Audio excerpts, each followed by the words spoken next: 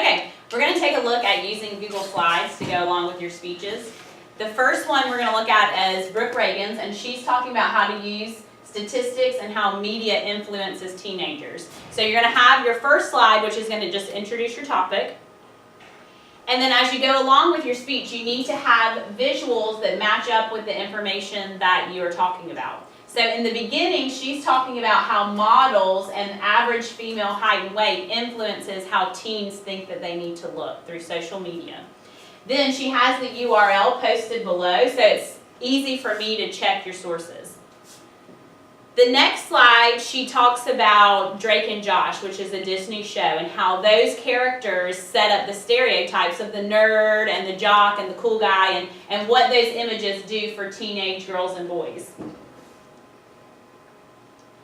And then next, she just keeps on implementing other characters from media that influence teens. So whatever topic you're doing, you just want to make sure when you're in your speech and you're talking about your information that you have something reflecting that information on the screen.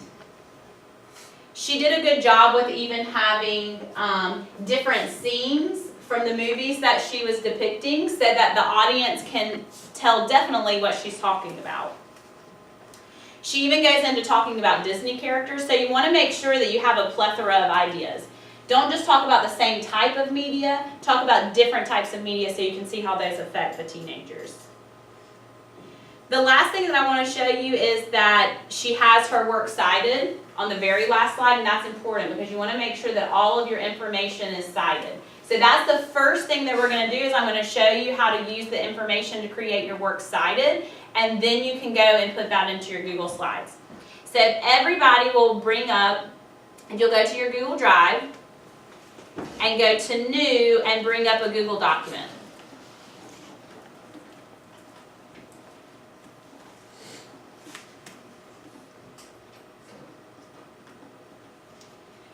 All right, remember if you go to your add-ons,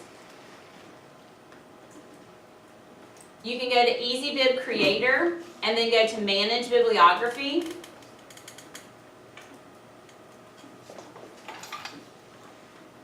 Make sure that you're signed into your Google account.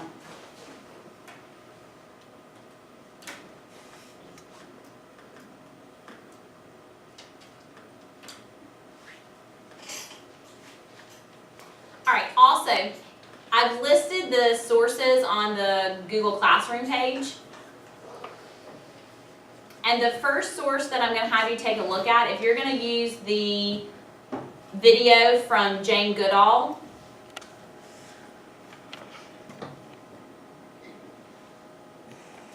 humans share more than 98. You can take that URL and then paste it into,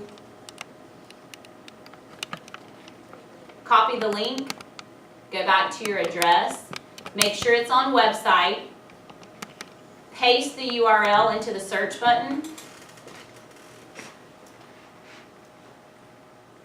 select, and then you can add it to your bibliography page. Notice that the 2008 edition of MLA is going to add the URL, so you can just leave that there. Anyone not using that source? Okay. So the other clips, you're going to do the same thing with those. Okay. So when you go to Google Documents,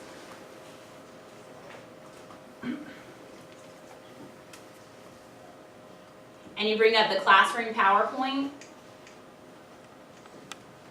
that's going to be slide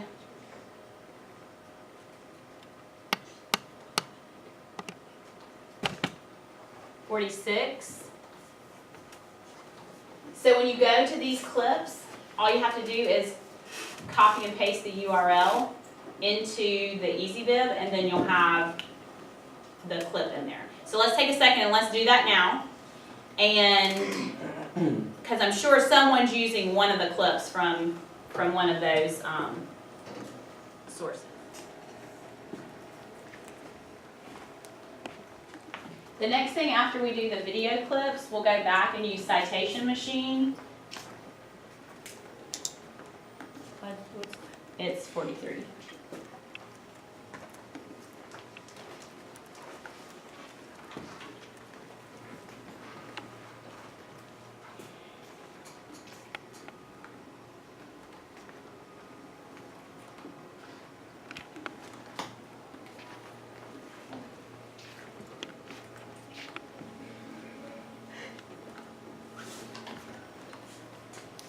I was gonna say, even if it's restricted, you can still use the URL because it will still create the source just up here. Okay. Yeah. Yeah, for some of, since my internet restrictions are different from yours, if for some reason one of the links is restricted, you can still use the link because it will still take you to the same. Do you just use the link at the top? So yeah, for the, yeah. And just copy and paste? Just copy and paste that into EasyBib and then it will generate the citation.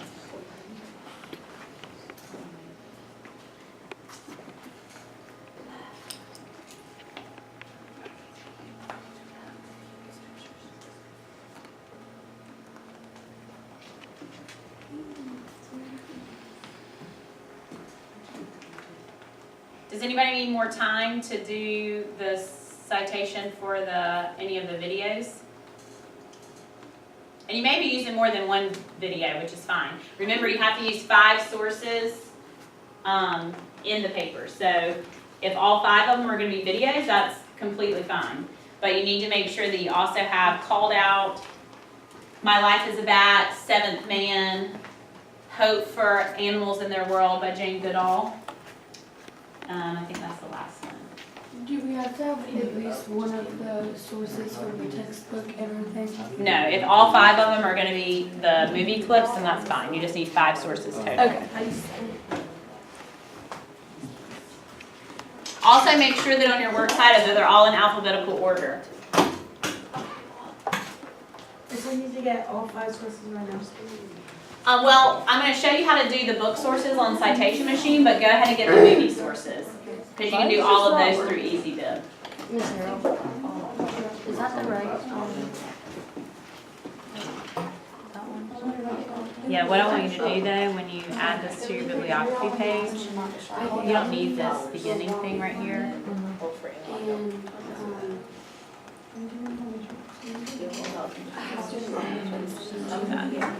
Guys, if you're, when you do the Perfect Storm one, if it comes up and at the beginning it says Replay UK, you just delete that part. It just needs to have the name of the movie at the beginning.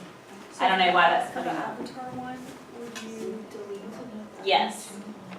So just make sure it says Avatar message at the beginning.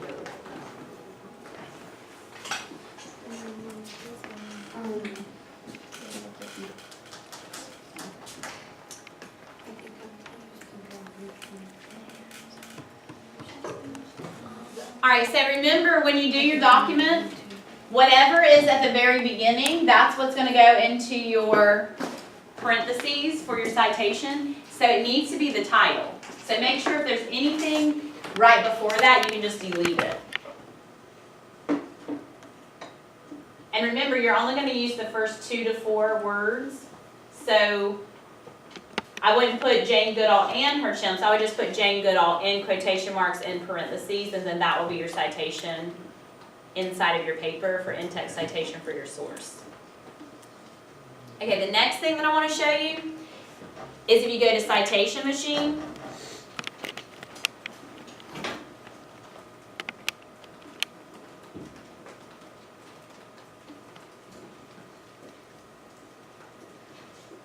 How to do anything from the book or the close reader. If you go to book and go to cite a chapter, because all of the works that we've done are coming out of a collection.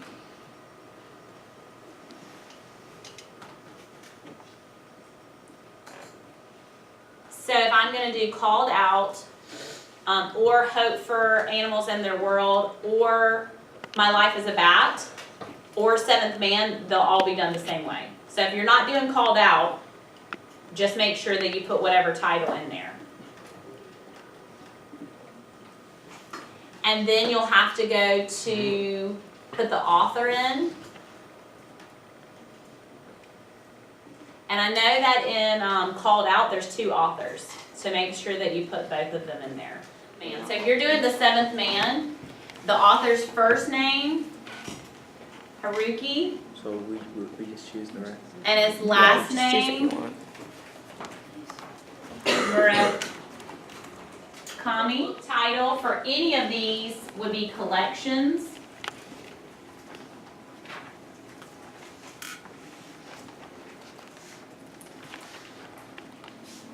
this should be saved in citation machine from when we've done, any other works that have come out of the textbook. Houghton Mifflin Harcourt is the publisher. This one starts on page 27 and ends on page 44.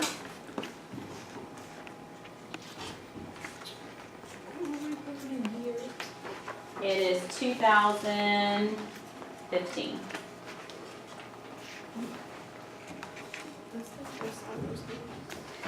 What's the what? Haruki Murakami, This is for the perfect storm. I mean, seventh. Seventh Man. And if you're using, the perfect storm, you may want to use the Seventh Man because that may help you with your counter argument, since both of them are dealing with natural disasters. If you feel like that's too many sources talking about natural disasters, you may want to pick and only use one of those. That's up to you guys. However you're going to organize it. So then, when you create citation, and then you can just copy and paste, and put this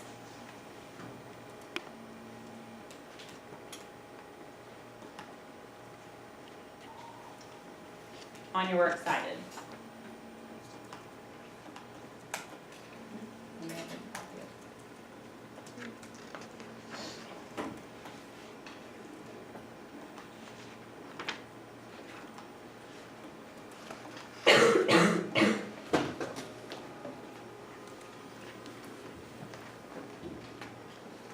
Make sure if the highlighting's on there, just go to the text and go to highlight and click none.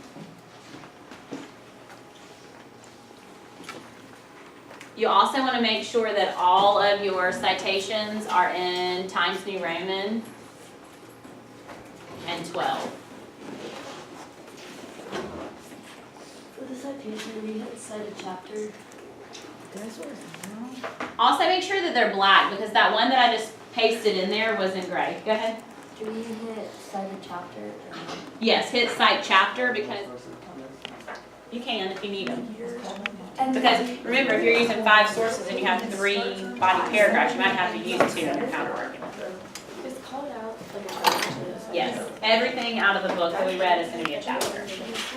And then, are we only allowed to have 5 sources, or can we have 6, or is that too many? That's the Just analysis. 5, okay.